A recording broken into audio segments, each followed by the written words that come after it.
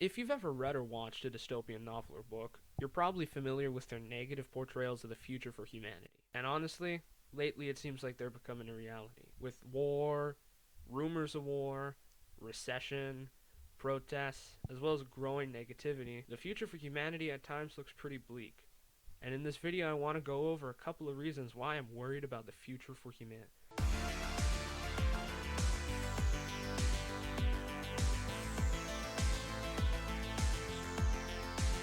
Since the advent of the internet, it has positively affected humanity in a myriad of ways, from being able to communicate with others from across the world to having nearly infinite amounts of information in the palm of your hand. However, with so many positives, there also comes many negatives. And specifically, I want to focus on social media and skewed portrayals of a good life. Let's say you follow someone on social media and you see multiple photos of them showing off expensive cars, flexing items, and showing off just their wealth. Except the thing is, what you don't know is that maybe that car isn't theirs. Maybe those expensive things are fake or they bought them for cheap. You might say to yourself, who would do that? But people do that all the time. And that's one of the biggest problems with social media, the capacity for it to be fake. Because most influencers, they don't show you the negative moments. They don't show you the problems in their life. All you see is this perfect life that's being curated, and whether you realize it or not, people around you influence your understanding of what a good life is. In a study done by Morning Consult, they found that among 2,000 people aged 13 to 38, 72% of them follow influencers, as well as 54 to 86% are willing or want to become influencers themselves. If you've been on the internet, you've probably seen news or memes about how so many kids want to become streamers, YouTubers, Instagram models when they grow up. The problem is that the lifestyle most influencers portray is an unrealistic one. It focuses on flexing, materialism, money, and they never show any of the negative sides to life. And it leads to this false impression that that influencer has this perfect life. And this ends up with people following them, especially if they're younger, and they think that this influencer is living the good life. And that results in these younger people wanting to emulate that life. This lifestyle of flexing and materialism, it ultimately is resulting in narcissism and selfishness. According to an article from Newport Institute, and I'm going to be reading quite a few articles here to try and support my claims, it says that research shows that today's young adults are more narcissistic than ever before. More than 10% of people in their 20s are believed to suffer from subclinical narcissism, according to Psychology Today. And social media is contributing to the problem. In a 2018 study, researchers tracked 74 participants aged 18 to 34 over 4 months and used the NPI to quantify their narcissistic traits.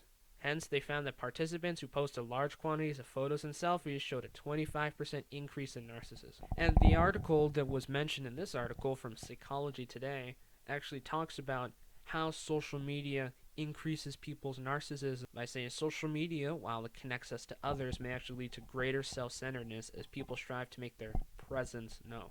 Much of social media is all about me. Overly doting helicopter parents may also be creating greater narcissism as children. Another problem with this lifestyle promoted on social media is the overemphasis on materialism, as well as this flexing mentality. An article from SciPost.org says, new research published in the Journal of Psychology finds that increased utilization of internet-based social networks results in an increased upward social comparison, subsequently increasing materialism. The reason why social media and these portrayals of what a good life is are problems for society is that chasing after these lifestyles, it doesn't lead to happiness. An article from Greater Good magazine states, in fact, research suggests that materialistic people are less happy than their peers. They experience fewer positive emotions and are less satisfied with life and suffer higher levels of anxiety, depression, and substance abuse. Now, another problem with social media is also its addictive nature. You've probably heard of the term chronically online, being addicted to social media. It's actually a very large problem because social media addiction is very harmful to your social skills. People who are chronically online tend to be lonely, they're not happy, they're depressed. There's a rise in depression. There's a rise in people being lonely. If you take a quick search on YouTube, you'll find hundreds of slowed down songs with people in the comment section talking about how they're depressed. They listen to this when they're sad.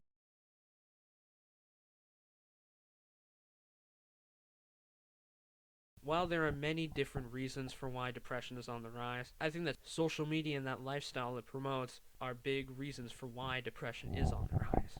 And at the end of the day, a good life, it isn't what people on Instagram or YouTube tell you. It's not about the Ferraris or the McLarens. It's not about the gold Rolexes or the iced out G-Shocks.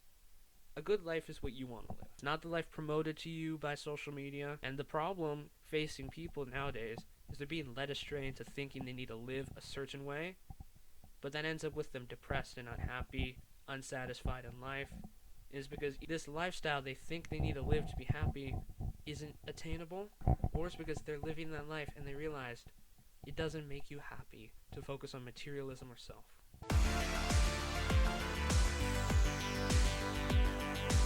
You've probably heard of the term mob mentality before, and it's the inclination that some humans have to be part of a large group, often neglecting their individual feelings in the process and adopting the behaviors and actions of the people around them.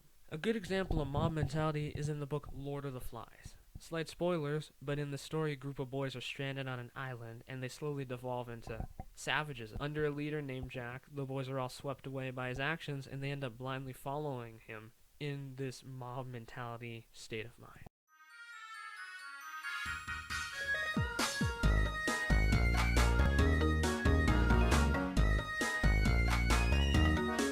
The reason why I'm mentioning mob mentality is because in society there's attack on being individual or unique. It is creating a lot of controversy. In times when humanity should be united and working together, we're spending time fighting each other over individuals' opinion. And there's this push in society to make you conform to one group or another. It's this mob mentality where you have to be part of this mob, or there's something wrong with you. The world that's portrayed in 1984 is honestly slowly becoming reality.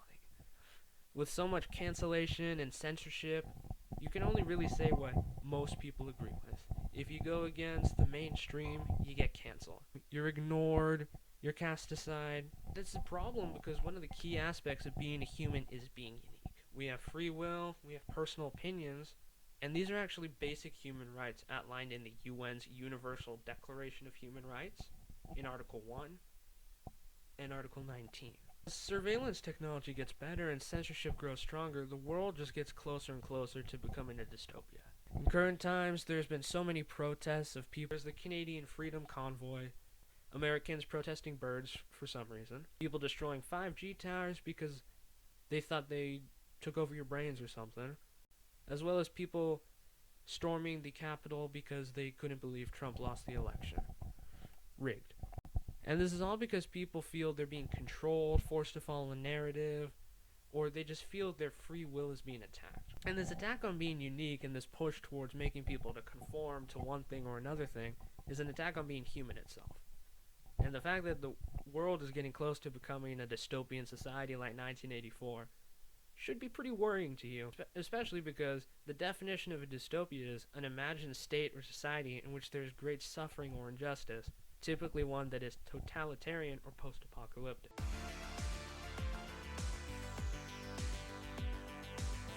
There's many other reasons why people worry about the future of the world. However, I find that the most worrying ones that relate to the average person are the overstimulation of social media, people's over-reliance on it, and the unfulfilling materialistic lifestyle it promotes, as well as this attack on being unique, being your own person, and this push towards a dystopian-esque society. And I don't want to end this video on a negative doom and gloom outlook. So the final thing I want to go over is a key part of being human, which is hope. People hope for stories to have happy endings. They hope for the future, and while I'm worried for humanity's future, I'm also hopeful that we can still change things for the better.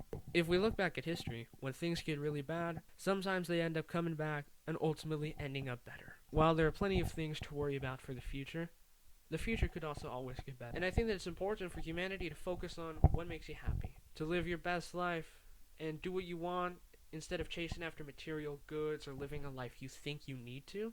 Focus on other people rather than narcissism and do positive things that impact others and improve the world one step at a time. And most importantly, stay unique and be yourself. Because who knows, I could be totally wrong and the future could actually be bright. So the only thing we can do is just hope.